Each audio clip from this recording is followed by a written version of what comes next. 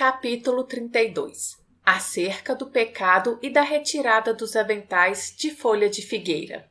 Mirdá. Já ouvistes falar o pecado e agora deveis saber como o homem se tornou pecador. E declarais, não sem mérito, que se o homem, à imagem e semelhança de Deus, é pecador, então Deus mesmo deve ser a origem do pecado. Existe aí uma armadilha para o desavisado, e eu não quero, companheiros, que sejais presos na armadilha. Por isso, vou retirá-la do vosso caminho, para que possais também retirá-la dos caminhos dos homens. Não há pecado em Deus, a não ser que consideremos pecado dar do sol algo de sua luz a uma vela. Nem há pecado no homem, a não ser que consideremos pecado queimar-se uma vela inteiramente no sol e assim juntar-se ao sol. Há, porém, pecado na vela, que se recusa a ceder à sua luz e que, quando se aplica o fósforo a seu pavio, amaldiçoa o fósforo e a mão que o segura. Há pecado na vela que tem vergonha de se queimar no sol e que, por isso, se oculta do sol. O homem não pecou por desobedecer à lei, mas por querer encobrir a sua ignorância da lei. Sim, há pecado no avental de folha de figueira. Não lestes a história da queda do homem, tão simples e ingênua nas palavras, porém tão sublime e sutil no seu significado? Não lestes como o homem recém-saído do seio de Deus era como um Deus recém-nascido passivo, inerte, não criador? Isso porque, embora dotado de todos os atributos da divindade, era como todos os recém-nascidos, incapaz de conhecer e de exercitar suas infinitas capacidades e talentos. Como uma semente solitária encerrada em belíssimo frasco, achava-se o homem no jardim do Éden. A semente encerrada em um frasco permanecerá semente, e jamais as maravilhas que nela se acham encerradas debaixo da casca serão estimuladas para a vida e a luz, a não ser que seja escondida num solo análogo à sua natureza e que a casca seja rompida. O homem, porém, não possuía solo algum que lhe fosse análogo onde pudesse plantar-se e brotar. A sua face jamais encontrara outra face na qual pudesse refletir-se. Era um ouvido humano que jamais ouvira outra voz humana. Era uma voz humana que jamais tivera eco em outra voz humana. Seu coração batia solitário, inteiramente solitário. Encontrava-se o homem em meio a um mundo bem aparelhado e lançado ao seu destino. Era um estranho para consigo mesmo. Não tinha trabalho a executar nem plano a seguir. O Éden, para ele, era o que é para o recém-nascido, um berço confortável, um estado de bem-aventurança passiva, uma incubadeira bem aparelhada. A árvore do conhecimento do bem e do mal e a árvore da vida estavam, ambas, ao seu alcance. Ele, porém, não estendia a mão para colher e provar dos seus frutos, pois o seu paladar, seus pensamentos, seus desejos e até mesmo sua vida estavam todos encerrados nele mesmo, esperando para serem vagarosamente libertados. E ele, por si mesmo, não os podia libertar. Consequentemente, fez-se com que ele produzisse em auxiliar para si a mão que o ajudasse a desatar seus muitos envoltórios. Onde melhor se poderia obter este auxílio, senão no seu próprio ser, tão rico devido à sua potência em divindade? Isso é muito significativo. Eva não é novo pó nem novo alenta, mas o mesmo pó e o mesmo alento de Adão. Ossos dos seus ossos e carne da sua carne. Não surge outra criatura em cena, mas o mesmo Adão solitário e duplicado, um Adão masculino e um Adão feminino. E assim, o rosto solitário e sem reflexo obtém uma companhia e um espelho, e o nome, sem eco em nenhuma voz humana, principia a reverberar em doces estribilhos, acima e abaixo pelas alamedas do Éden. O coração, cujo palpitar solitário principia a sentir o seu pulso e a ouvir sua palpitação em um coração companheiro e num peito companheiro. Assim o aço, sem faíscas, encontra o sílex que o fará emitir faíscas em abundância. Assim, a vela que não havia sido acesa é acesa em ambas as pontas. Uma vela é um pavio, um é o pavio e uma a luz, embora venha de ambas as pontas. E assim, A semente no frasco encontra o solo onde possa germinar e revelar os seus méritos. Assim, a unidade, inconsciente de si mesmo, obtém dualidade para que, por meio da fricção e da oposição da dualidade, possa compreender a sua unidade. Nisso também o homem é a fiel imagem e semelhança de Deus, pois Deus, a consciência original, projeta de si a palavra, e tanto a palavra como a consciência são unificadas na sagrada compreensão. Não é castigo a dualidade, mas um processo inerente à natureza da unidade e necessário para o desenvolvimento da sua divindade. Como é infantil pensar de outro modo. Como é infantil acreditar que um processo tão maravilhoso possa terminar o seu curso em 3/20 de anos mais 10, ou mesmo 3/20 de milhões de anos. É tão pouco importante assim tornar-se um Deus? Será Deus um amo assim tão cruel e miserável que, tendo toda a eternidade para presentear, não concedesse ao homem mais do que o pequenino intervalo de tempo de 70 anos para que este se unificasse e readquirisse o Éden, inteiramente consciente da sua divindade e de sua unidade com Deus? É longo o curso da dualidade, e tolos são aqueles que o medem com calendários. A eternidade não se mede pelas revoluções das estrelas. Quando Adão, o passivo ou inerte, ou não criador, foi tornado duplo, ele consequentemente se tornou ativo, cheio de movimento e capaz de criar e procriar-se. Qual foi o primeiro ato de Adão depois de se tornar duplo? Foi comer o fruto da árvore do bem e do mal e, desse modo, fazer todo este mundo duplo como ele. As coisas deixaram de ser como haviam sido, inocentes e indiferentes.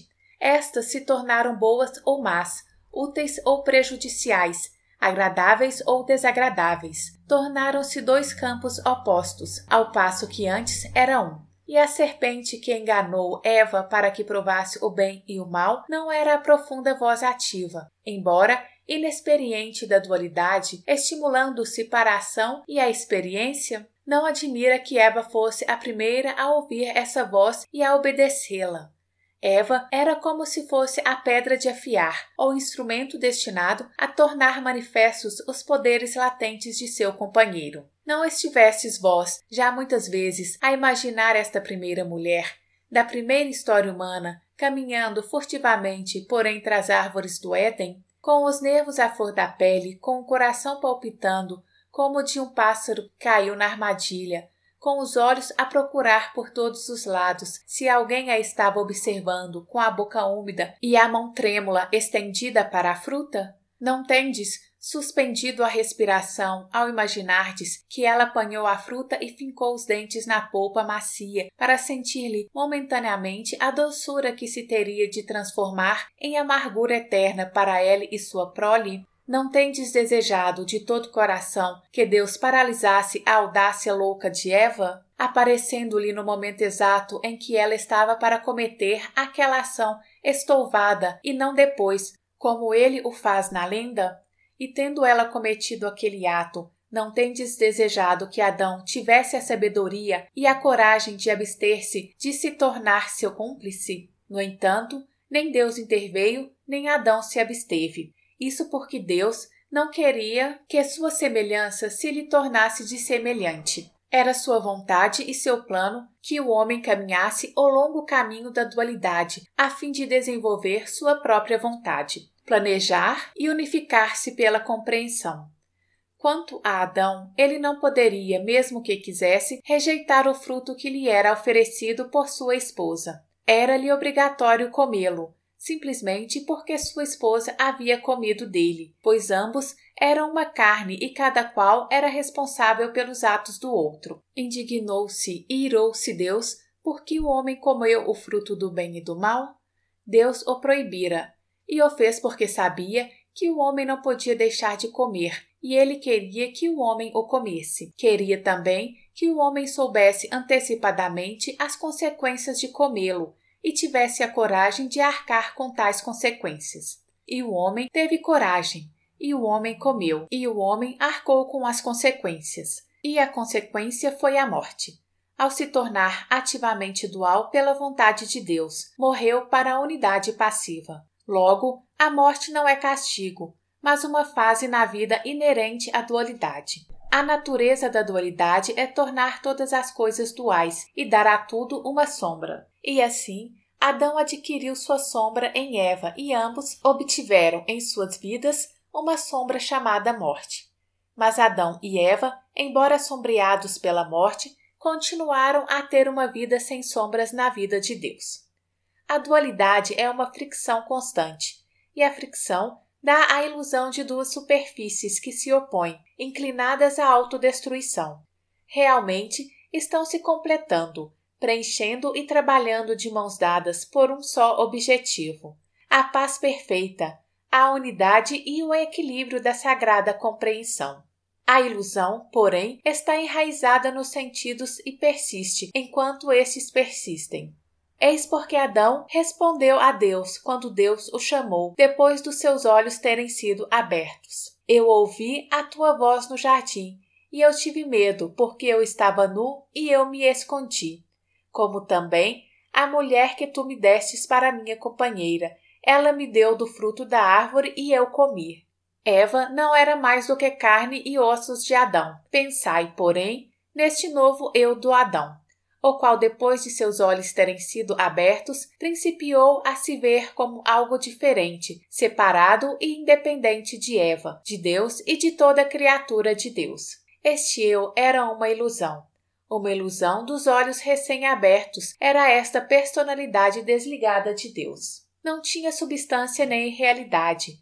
Havia sido criada para que, após a sua morte, o homem pudesse conhecer o seu ser real, que é o ser de Deus. Este eu falso desaparecerá quando os olhos eternos se apagarem e o olho interno for iluminado. Embora isso deixasse Adão confuso, servia para estimular a sua mente e espicaçar a sua imaginação. Ter um eu que se possa considerar inteiramente pessoal é verdadeiramente muito lisonjeiro e tentador para o homem que não é consciente de nenhum eu. A Adão foi tentado e lisonjeado pelo seu eu ilusório. Embora estivesse envergonhado dele por ser muito irreal ou nu, dele não queria separar-se. Ao contrário, agarrava-se a ele de todo o coração e com toda a sua engenhosidade recém-nascida. Por isso, costurou folhas de figueira e fez para si um avental, com que escondesse a nudez de sua personalidade, tentando conservar-se oculto da vista onipresente de Deus. E desse modo o Éden, o estado de bem-aventurança e inocência, a unicidade inconsciente de si mesmo, caiu do homem dual, revestindo de aventais de folhas de figueira, e espadas de fogo foram postas entre ele e a árvore da vida. O homem saiu do Éden pelo duplo portão do bem e do mal. A ele voltará pelo portão singelo da compreensão. Retirou-se, dando as costas à árvore da vida. Voltará com o rosto voltado para essa árvore. Iniciou a sua longa e penosa viagem, envergonhado de sua nudez e tendo o cuidado de esconder a sua vergonha. Chegará ao fim de sua viagem com a sua pureza sem aventais e o coração ufano de nudez. Isso, porém, não se dará enquanto o homem não seja, pelo pecado, liberto do pecado, pois o pecado será a própria ruína do pecado. E onde está o pecado, senão no avental de folhas de figueira? Sim, o pecado nada mais é do que a barreira que o homem coloca entre ele próprio e Deus, entre o eu transitório e o eu eterno.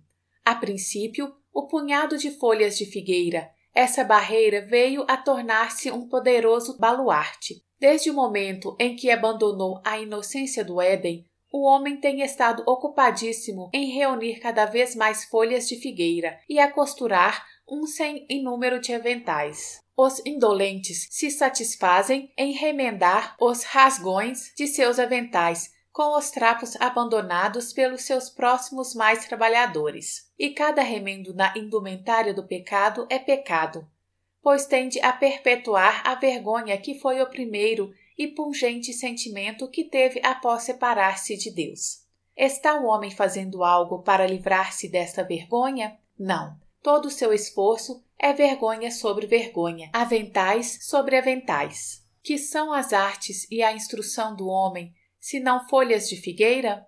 Seus impérios, nações, segregações raciais e religiões, na vereda da guerra, não são cultos de adoração à folha de figueira? Seus códigos do bem e do mal, de honra e desonra, de justiça e de injustiça, seus incontáveis credos sociais e suas convenções, que são, senão, aventais das folhas de figueira? O seu avaliar o inavaliável é medir o imensurável e padronizar aquilo que está além do padronizável. Não é remendar a já ultra-remendada tanga? A sua avidez pelos prazeres que estão pejados de sofrimento, sua ambição pelas riquezas que empobrecem, sua sede pelo mestrado que subjuga, a sua cobiça pela grandeza que achincalha. Não são todas essas coisas aventais de folhas de figueira? Nessa corrida patética para cobrir a sua nudez, o homem vestiu um grande número de aventais que, no decorrer dos anos, agarraram-se tão fortemente à sua pele que ele já não distingue os aventais de sua pele. E o homem se sente sufocado e clama por quem o liberte de tantas peles. No entanto, em seu delírio, o homem tudo faz para ser libertado de sua carga, menos aquilo que o poderia aliviar e que seria atirar fora essa carga. Ele quer libertar-se de sua carga e se agarra a ela com todas as suas forças. Deseja estar nu e, no entanto, se mantém completamente vestido. É chegada a hora de se despir, e eu vim para vos auxiliar a lançar fora nossas peles desnecessárias, vossos aventais de folhas de figueiras, para que assim possais também auxiliar a todos aqueles que anseiam por se verem livres dos seus eus. Eu só ensino como fazê-lo, mas cada qual terá que se livrar dos seus, por mais doloroso que lhe seja o despir-se. Não espereis por nenhum milagre que vos salve de vós próprios, nem receeis a dor. A compreensão nua converterá vossa dor em um perene êxtase de alegria. Se vós enfrentardes a vós próprios na nudez da compreensão, e se Deus vos chamar e perguntar: onde estáis? Não vos envergonheis, nem temais, nem vos oculteis de Deus, mas, ao contrário, deveis permanecer firmes, sem receio e divinamente calmos, respondendo a Deus. Segura-nos, Senhor Deus, nossa alma, nosso ser, nosso único eu. Envergonhados, medrosos e sofrendo dores, caminhamos pela áspera e torturosa vereda do bem e do mal, que tu nos apontastes na aurora do tempo. A grande nostalgia apressou os nossos passos e a fé sustentou os nossos corações, e agora a compreensão nos libertou de nossas cargas, curou as nossas feridas e nos trouxe de volta à tua santa presença, luz do bem e do mal, da vida e da morte, luz de todas as ilusões da dualidade, luz, exceto, do manto do vosso ser, que tudo envolve. Sem folhas de figueira para esconder a nossa nudez, aqui estamos diante de ti, livres da vergonha, iluminados e sem temor. Toma-nos, estamos unificados. Toma-nos, realizamo-nos. E Deus vos abraçará com infinito amor e vos levará diretamente à sua árvore da vida. Assim ensinei eu a Noé, assim eu agora vos ensino. Naronda. Também isso nos foi dito pelo mestre à volta do braseiro. Queridos ouvintes, este foi mais um capítulo do livro de Mirdá. Se você gostou do áudio, deixe seu like e ative o sininho para ser avisado dos próximos capítulos. Gratidão, minha voz, sua voz.